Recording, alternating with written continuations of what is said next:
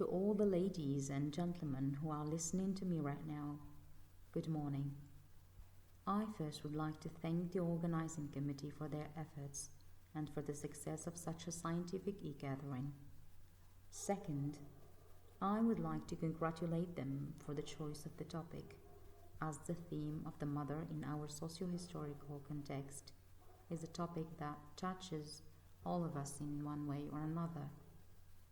Without further ado, my name is Dr. Hizya, and I'm going to present my topic under the title of Inherited Identities, Exploring Maternal Influence and Cultural Conflict in Hizya.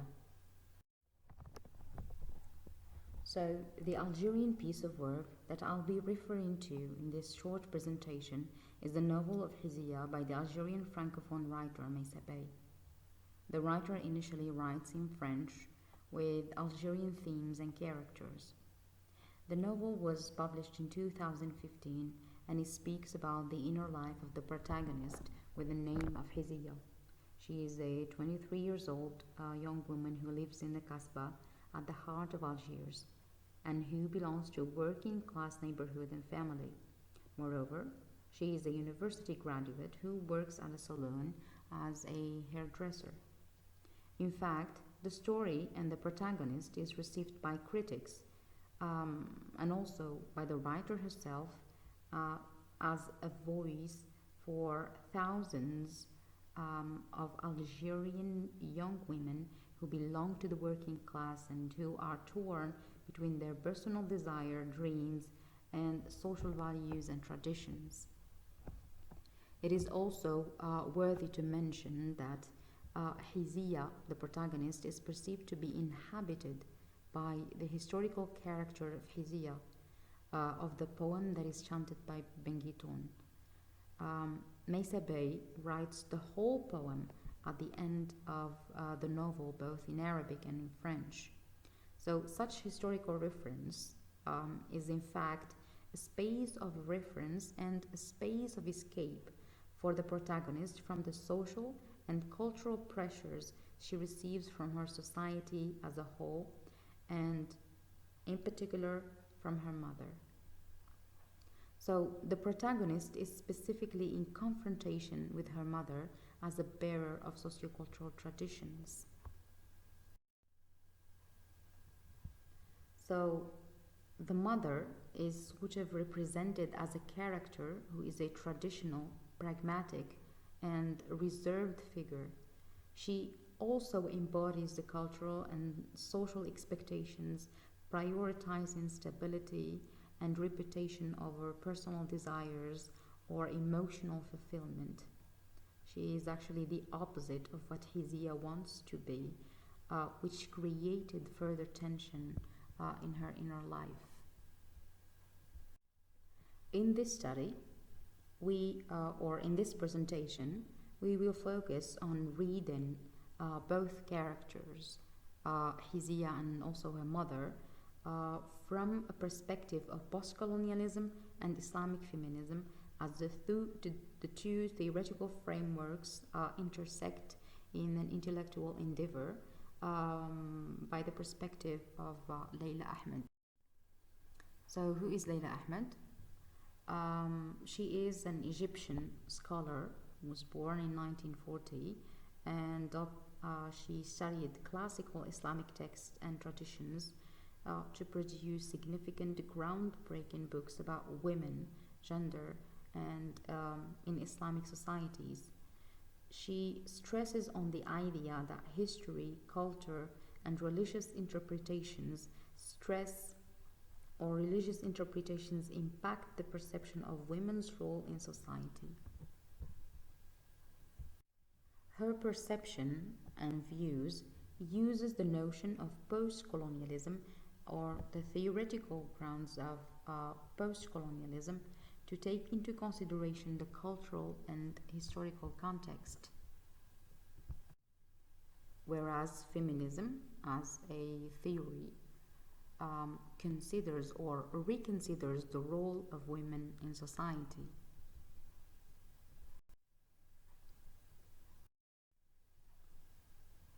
For the textual reading, or the study distributes that first, Hizya's mother is perceived as a product of social patriarchy inscribed upon women as bearers of traditions. She believes that marriage is the sole and only path to stability, as she constantly reminds her daughter of the importance of marriage or the importance of finding a good husband, which reflects societal beliefs that a woman's worth lies in her ability to conform to traditional family roles, and that it is the duty of the mother to upbring her daughter, to raise her daughter upon these standards.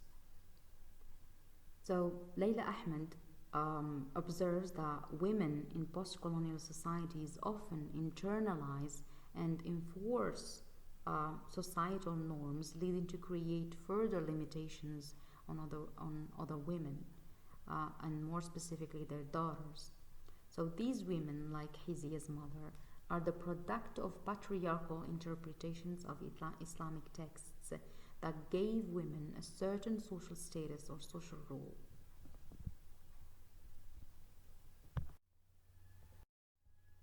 Another notion, which is silence as a tool of survival. So Hizya's mother is presented as a remote, like a very remote and silent character. So Hizya says in the novel that my mother's silence was her weapon and her prison.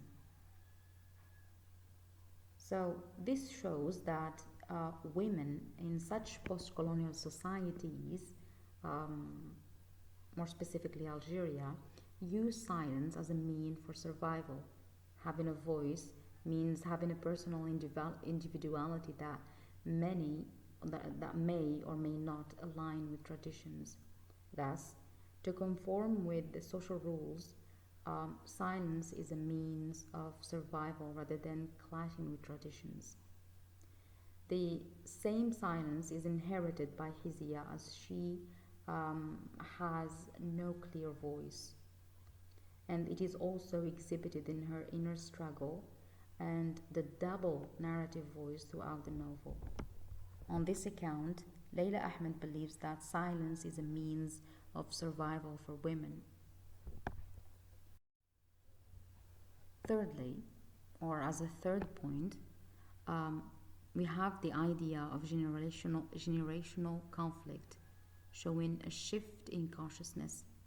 Hizya refuses to succumb to the rules laid upon her by her mother and by society. So she wants to have more in life. She wants more than what she has or what society could actually offer. So there is an apparent generational clash between the modern young woman Hizya and her traditional or her traditional mother, who wants to teach her um, what is the meaning of being an Algerian woman. So on this account also Leila Ahmed believes that women resist to their mothers and often break with their teachings.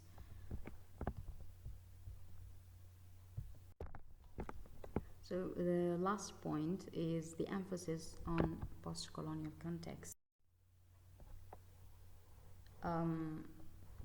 Indeed, like conforming to social roles and rules means preserving the Algerian identity. As an extension to the nationalist movement in the colonial era, an Algerian identity was shaped, emphasizing on certain cultural norms and rules, where women were given the task of preserving the traditional nature of the Algerian identity. So, in conclusion, we can say that the Algerian identity that was shaped and reshaped during and after the colonial era has given women a particular social role, and this social role is to preserve the national identity, to preserve the cultural identity, and it is also her duty to pass it to the coming generations, which created conflicts between the traditional mother and the modern daughter. So, thank you for listening.